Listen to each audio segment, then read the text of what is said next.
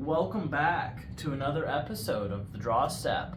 Today we're working on building a new deck that I just put together. I'm curious any thoughts or feedback that you guys may have on this deck. If it's a deck that you're interested in building yourself, I will leave the deck list in the description below. So today the commander that we're working with and building is Niv-Mizzet Guildpact. Just came out recently within the last few months, and it is a WooBird commander, 6/6 with flying, hexproof and multicolored, and whenever Niv-Mizzet deals combat damage to a player, it deals X damage to any target. Target player draws X cards, you gain X life, where X is the number of different color pairs among permanents you control that are exactly 2 colors. So one of the first decks I ever built was a Niv-Mizzet deck. It was one of the red and blue ones, and funny enough, that card is actually in this deck. But I thought this could be a fun deck to build around, try to get as many of those color pairs as possible. So I want to walk you through what I did here. We'll start with the lands, probably the objectively most boring part, but the most necessary. So I have just 10 basic lands, 2 of every mana type, and then from there I have a few standouts. Great Hall of the Citadel, kind of gives you some mana flexibility there.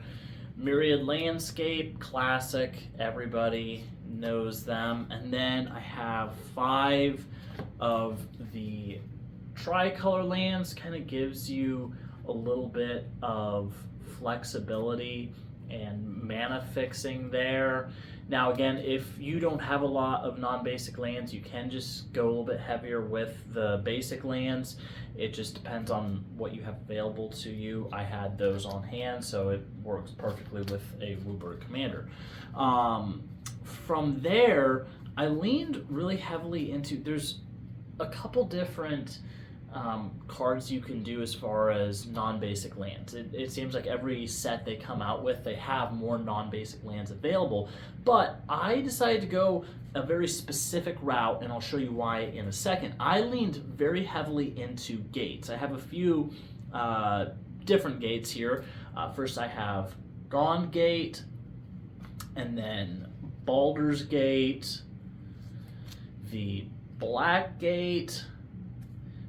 All of those have some different abilities as far as, Gone Gate is mostly just mana fixing. Baldur's Gate has pay 2 mana, tap, add X mana of any one color where X is the number of other gates you control. Now again, with this deck, as far as my non-basics go, I lean very heavily into gates, so that can produce quite a bit of mana for me.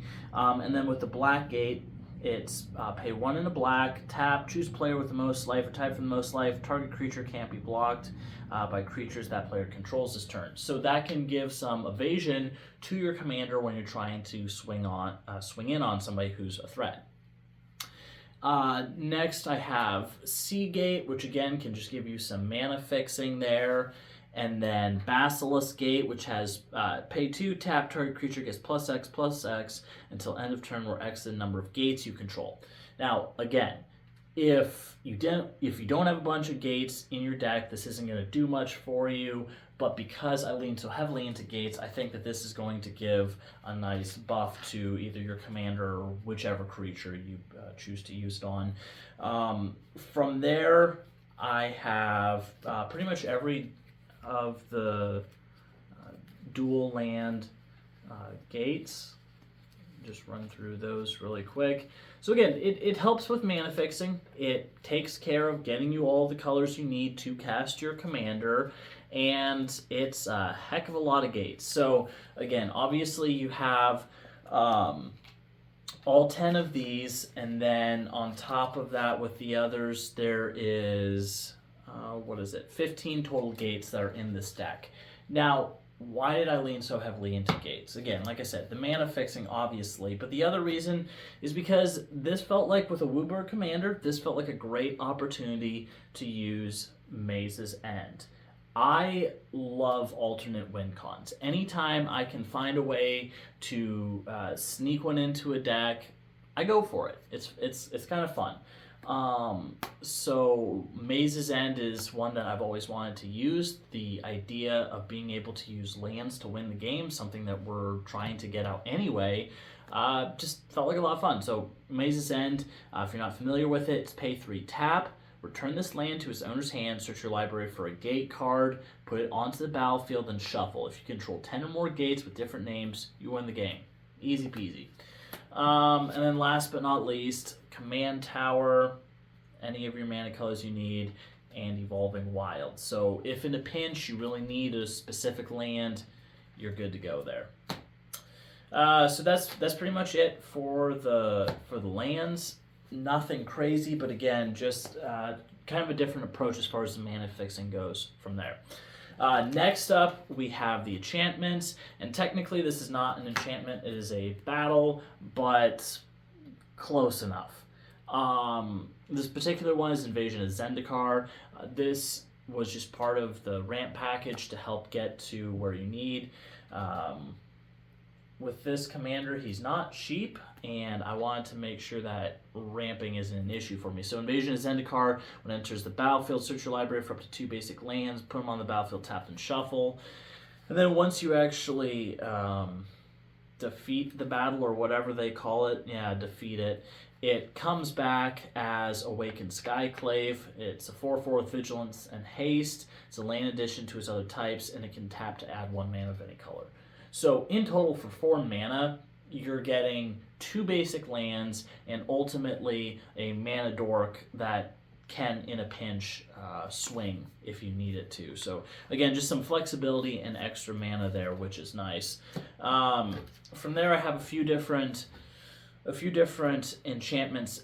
These first 2 do not fall into what I'm trying to do with the deck as far as building those different color pairs, but the value that they bring to the deck made them worth including. So the first one is Annie Joins Up. When it enters the battlefield, deals 5 damage to any target creature or planeswalker an opponent controls.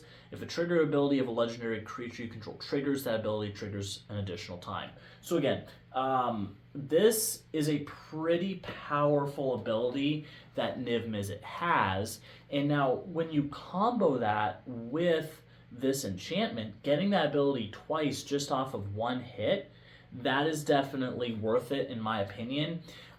It's 1 and then, red, green, white. So again, not that expensive to lay, and doubling your commander's ability, that is nice. The other one that kind of breaks out of the norm of what I'm shooting for here is the Case of the Shattered Pact.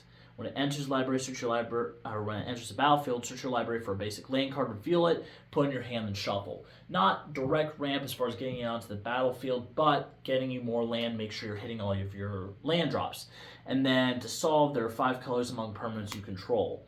Well, that's going to be pretty easy to accomplish, especially if our commander's already out, or we have a couple other pieces in play. It should be easy to get to all 5 colors.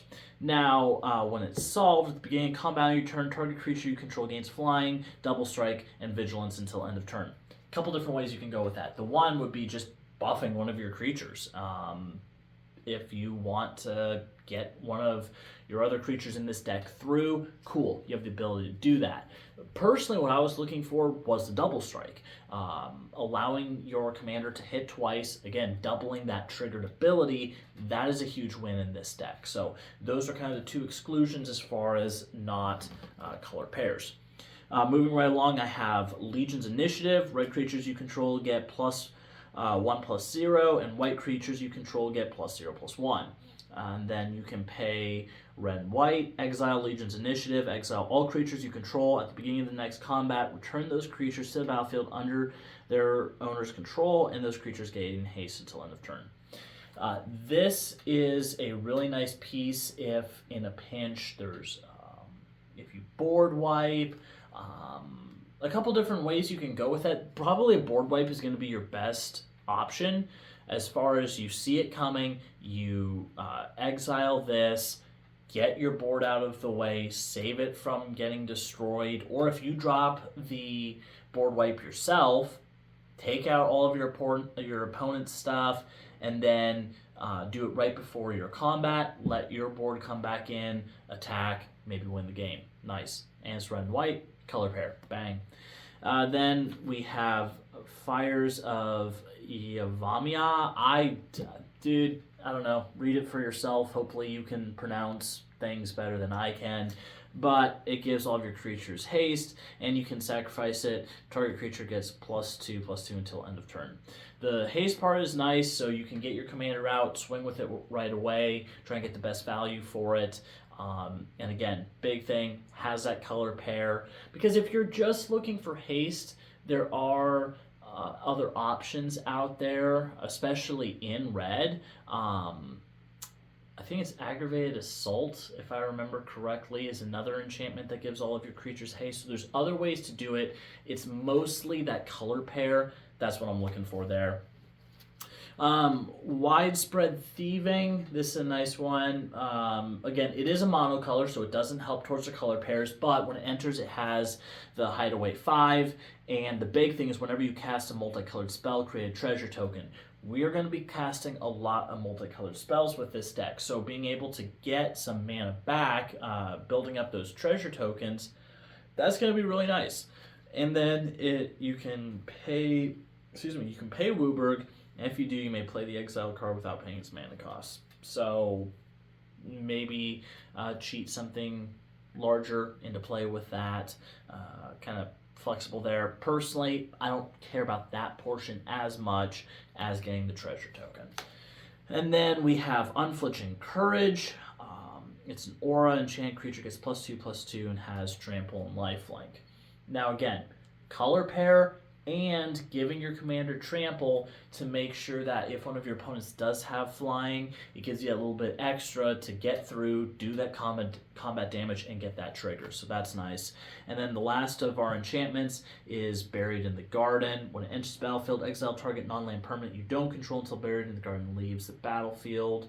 When enchanted land is tapped for mana, its controller adds an additional 1 mana of any color. So gives you a little bit of ramp and getting rid of, or at least temporarily getting rid of one of your opponent's pieces. That can be nice, and again, falls into that color combo there. So all of those are our enchantments for the deck. Nothing too crazy, but gives us pretty good value with that. Then we got some, for moving on to artifacts, we have some different ramp pieces. We have Thought Vessel, no maximum hand size. Again, with your commander, you're probably going to be drawing quite a few cards, depending on if you're looking to target yourself for the card draw or an opponent. We'll get into more of that later. But you're potentially going to get quite a few cards with this deck, so having that no maximum hand size is a nice piece. Then we have Felwar Stone, again, classic, add 1 mana of any color an opponent could produce. Depending on the deck that you're normally playing this in, it can be a bit limiting, but since we have a Wooburg commander, our opponents are going to produce the color that we need. We need all the colors. And then we have Carnelian Orb of Dragonkind. It is a 3-mana rock, which is not my favorite. Normally I am looking for 2 or less. However, it taps for 1 red, and if the mana is spent on a dragon, creature spell gains haste until end of turn. So again, we want to get out our commander as quickly as possible and swing with it. So giving it haste, that's worth it. Some of the other ramp pieces we have: Arcane Signet, classic. Soul Ring, again, classic. And then I have right here Tome of the Guildpact. This is one that I was considering actually removing from the deck, and I'm curious your thoughts on it. But it is a 5-mana utility rock, or mana rock, however you want to look at it. As I was saying with the last one, I do not like using ramp pieces that are more than 2 or 3 mana. So 5 mana is a steep price to pay. Yes, you're getting 1 mana of any color, and the big payoff is that whenever you cast a multicolored spell, you get to draw a card. we're going to be casting a lot of multicolored spells, so that could lead to a lot of card draw, helping replace those cards that you're playing. So there is value there. Is it 5 mana worth of value? I'm not really sure. I'm going to play with the deck, kind of test it out, see how I feel about it. But this is certainly one that I would consider striking. And I'm curious, go ahead and leave in the comments below if you would use this card or if you would go with something different. Next, I have Heroes Podium. Each legendary creature you control gets +1/+1 for each other legendary creature you control. There are a lot of legendary creatures in this deck, so that can really help buff your commander and the rest of your board state. It does also have pay X, look at the top X cards of your library, you may reveal a legendary creature card from among them, put it into your hand, put the rest of them on your library in random order. I don't particularly care about that part as much. Yes, it can help you sort through your deck.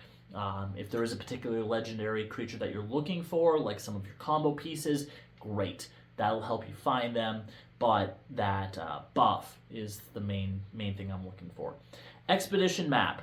Now, there's 2 ways to go with this. You could go with a Wayfarer's Bauble. Costs the exact same. 1 to lay, 2 to crack, get a land, right? Here's why I went with Expedition Map instead. Because Wayfarer's Bauble does put a basic land onto the battlefield. That's an advantage. This, however, it does not put it on the battlefield, but it does not specify basic land. It just says search for a land card. So what you would use this for is going back to your lands, searching for that Maze's End, setting you up for that alternate win con. So that is why I went with this as opposed to a Wayfarer's Bauble, just trying to find some ways to get those cards you need for your combos. Fire Shrieker, again, kind of went over wanting to get my commander double strike, way to double up those abilities wherever I can. Swiftfoot Boots, kind of a classic there. Now, 2 other pieces I put in here, Sensei's Divining Top and Bolas Citadel. I will get into those in a second. They're actually part of a combo that I have, but even notwithstanding that, they are solid cards. They do bring value to a deck if you can run them, but they do make a combo, so we'll circle back to those in a second. But that's all we got for artifacts. Sorceries, I don't have very many. The first one is Requisition Raid. It has Spree. It's one of the newer ones from, what was that set? Right before Duskmorn, the frickin' Cowboys, it'll come to me. But 1 white, and then you can add as many of these as you want, as long as you have the mana to pay for them. 1, destroy target artifact.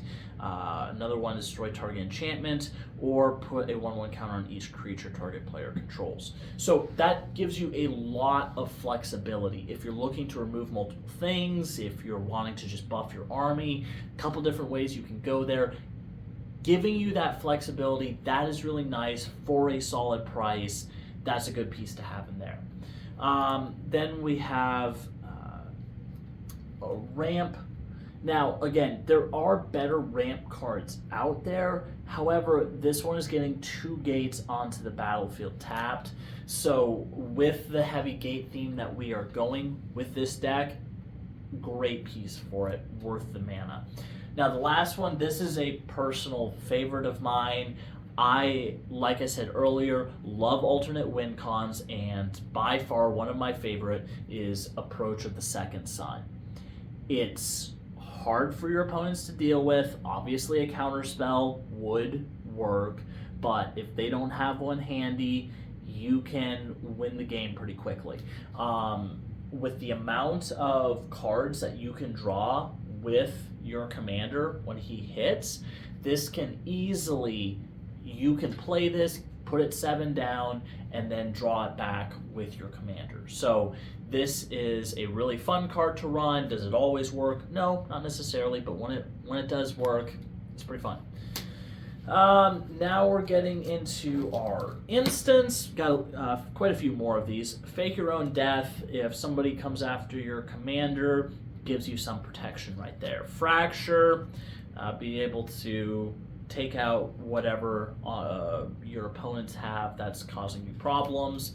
An Offer You Can't Refuse, great counterspell, probably one of the best out there, but really solid. Negate, another counterspell there. And then obviously the classic counterspell. And our last counterspell, we have Counter Squall. This is not one that I would normally run in the deck, but with the amount of different colors mana that we're producing, it should be fairly easy to pay for. And another counter spell, obviously, and doing some damage as well too is nice for that price. We have Terminate, destroy target creature, and Valorous Stance. A target creature gains indestructible until end of turn, or destroy target creature with 4 power. What is it? Toughness. Sorry, toughness 4 or greater. Again, giving you that flexibility. If you need to get rid of a big threat, get rid of the big threat. If somebody is trying to destroy your commander or another piece you really care about, have that indestructibility, be able to protect yourself there. Boros Charm, this is just an all-around great piece. Like the flexibility that this has for red and white, deals 4 damage to target player, or permanents you control gain indestructible until end of turn, or target creature gains double strike until end of turn. Again, so much flexibility here. Either protect your commander, give your commander double strike, get those extra activations of the ability, whatever you're needing in the moment, you have the flexibility with this. That is, Boros Charm is probably one of the best cards in this deck as far as the flexibility goes. Disenchant, destroy target artifact or enchantment. Again, we want to have plenty of ways to be able to deal with our opponent's threats. And last of our instants is Thrill of Possibility. Just another way to kind of dig down into your deck. I don't have a lot of draw spells in this deck because there's already going to be a lot of card draw going on, both with our commander and some of the other creatures that we have in the deck. So I did not lean heavily into that in my instants and sorceries. Now, as far as creatures go, we do have a little bit of ramp, primarily with Noble Hierarchy, produces either green, blue, or white. So again, for 1 mana, that is some nice variety in making sure we have that mana fixing that we need there. We also have our other mana dork is going to be Ruby Daring Tracker. Whenever Ruby attacks, when you control a creature with power 4 greater, gets +2/+2 until end of turn. So it could be a 3/4 if needed, but primarily taps for red or green, and it has haste. So that is nice. And then the other, obviously the important thing is color pair, red-green. Cool. Have Shay Cormac, legendary creature. There's a bunch of other abilities on here. 2 main things that I care about. 1, color pair. Secondly, you can pay 1. Permanents your opponents control lose hexproof, indestructible, protection, shroud, and ward until end of turn. If your opponent has something pesky that you're struggling to get rid of, pay 1. Boom. No longer a problem. Get it out of here. Love it.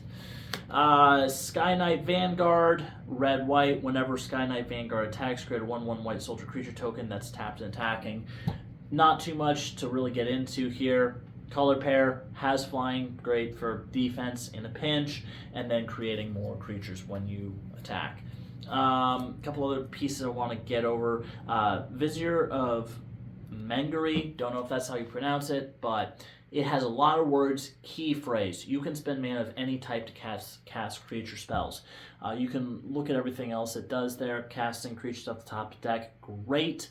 It is monocolored, which does not really fit what we're looking for. But again, Woober can be kind of challenging to cast. Some of the other creatures that we have are very specific with the colors that they're looking for. Now it's no longer a problem. Love it. Trigon Predator, another flying creature, has a color combo and gives you the ability to destroy stuff in a pinch. Fog Bank, great for defense. If somebody's swinging in with something big, block it with that, keep yourself safe. Empyrean Eagle, another color combo, and other creatures you control of flying get +1/+1. We have a decent amount of flying creatures in here, and our commander obviously has flying, so that protection there. Speaking of buffing, Knight of New Alara, each other multicolored creature you control gets +1/+1 for each of its colors. So pretty much all of our creatures in here are color pairs.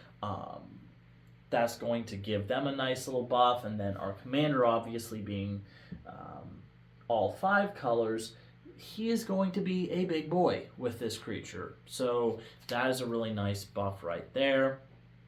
Trosani 3 Whispers, again, has that color combo, the green-white, and then you can either give a creature Death Touch, Vigilance, or Double Strike, or all of them if you have the mana for it, but some flexibility in making, whether it be another one of your creatures or your commander in particular, better.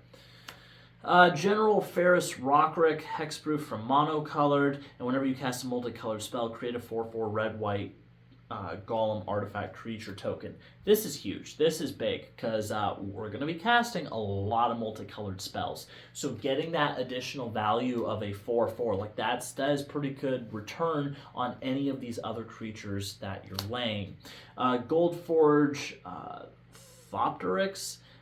So 1/3 for white-blue, and each legendary permanent you control has Ward 2. So again, our deck has a lot of legendary creatures in it, helps protect your board a little bit more, make it a little more expensive for your opponents to get rid of your creatures. Circling back to the ramp, we have Inga and Essica, creatures you control of Vigilance, and tap, add 1 mana of any color. Spend this mana only to cast a creature spell, and whenever you cast a creature spell, 3 or more mana from creatures was spent to cast it, draw a card. So this is pretty nice there, again, turning all of your creatures into mana dorks, giving you that ability to fix your mana, pay whatever you need to cast your other creatures, and get a card out of it. That is great value right there. Bayek of Suya, as long as it's your turn, other historic creatures you control have double strike.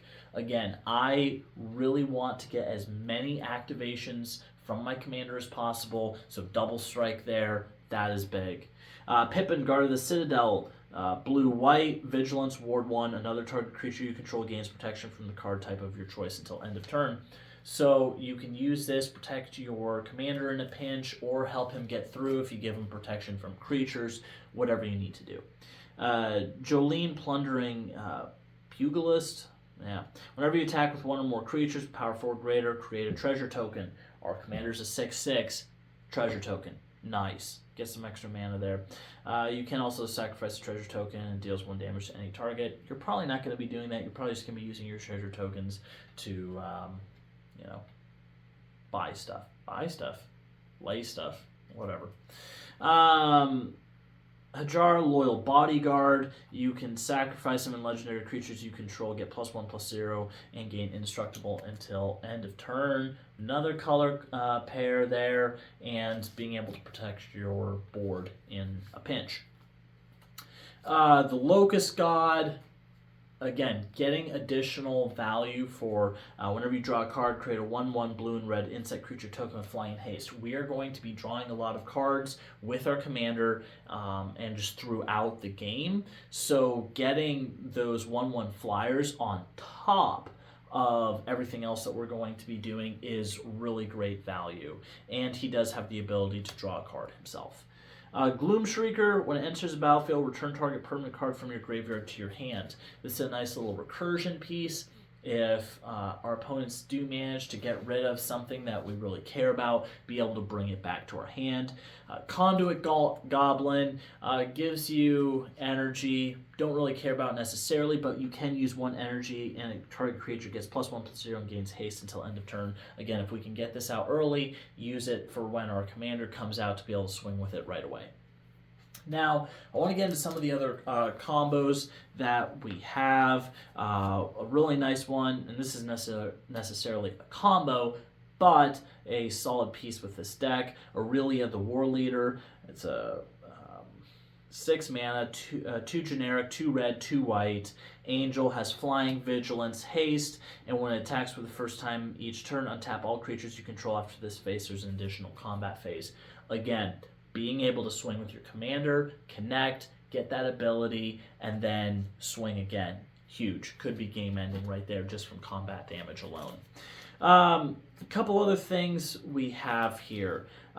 We put Quasar, Augur of Agonies into this deck. This card combos with a freaking ham sandwich. There are so many different ways with the amount of cards. Again, I keep going back to this. We are going to be drawing a lot of cards with our commander, and every time we do, we're going to be draining our opponents, and we are going to be adding life for ourselves. So similar to that with the draining our opponents, we have Psychosis Crawler. Each time we draw a card, our opponents lose a life. So even with those two alone in play, every time we draw, our opponents are losing 2 life. It adds up quickly. As far as combos with Quasar, Augur of Agonies, we have Niv-Mizzet Visionary, the newest of the Niv-Mizzets, which is funny because this is a Niv-Mizzet deck. But whenever a source you control deals non-combat damage to an opponent, you draw that many cards. This is an instant combo with Augur of Agonies. As soon as you draw 1 card, you are going to do 1 damage. You're going to draw another card, and as long as you don't mill yourself to death, you will kill your opponent. So nice little loop there. One of the other combos we have with it would be a 3-card combo in total with the Augur of Agonies, and then we have Vito Thorn of the Dusk Rose. Whenever you gain life, target opponent loses that much life. And then whenever you gain, with Drogsoul Reaver, whenever you gain life, you draw a card. So,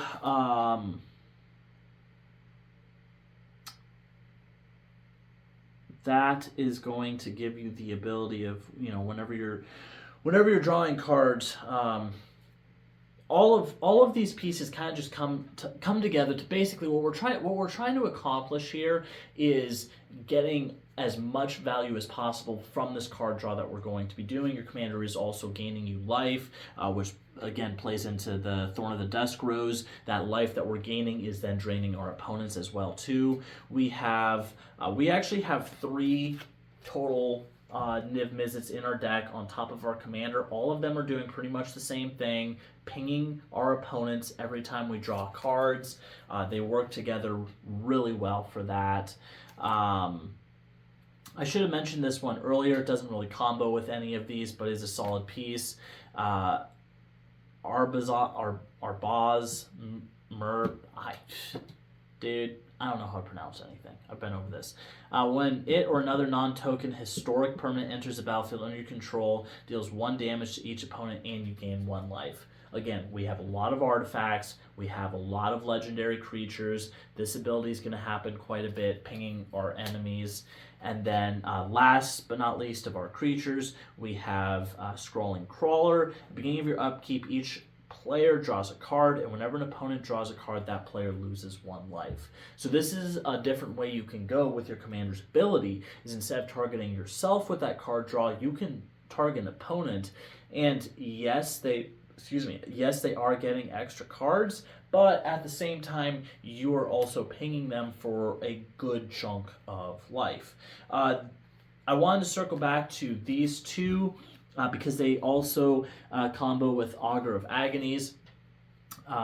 The Sensei's Divining Top, you can pay 1 to lay it, and then tap, draw a card, put Sensei's Divining Top on its owner's library, and then with Bolas Citadel, you can look at top card of your library at any time, and you can cast spells from top of your library and pay life.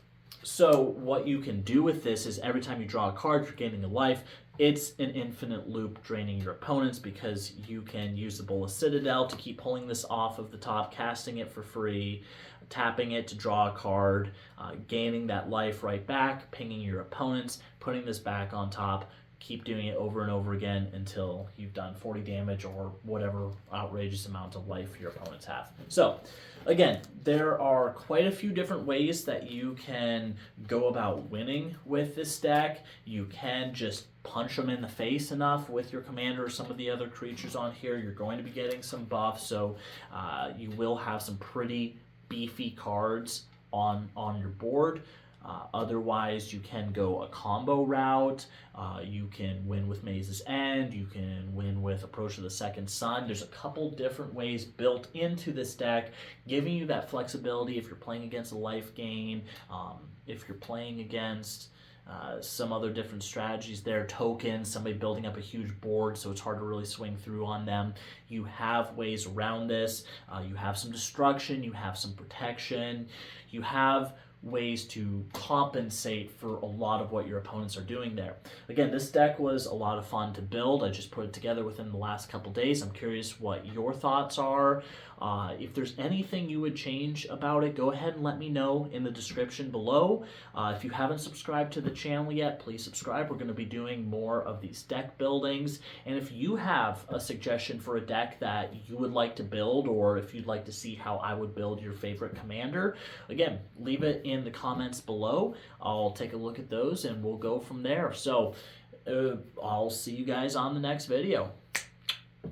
Oy.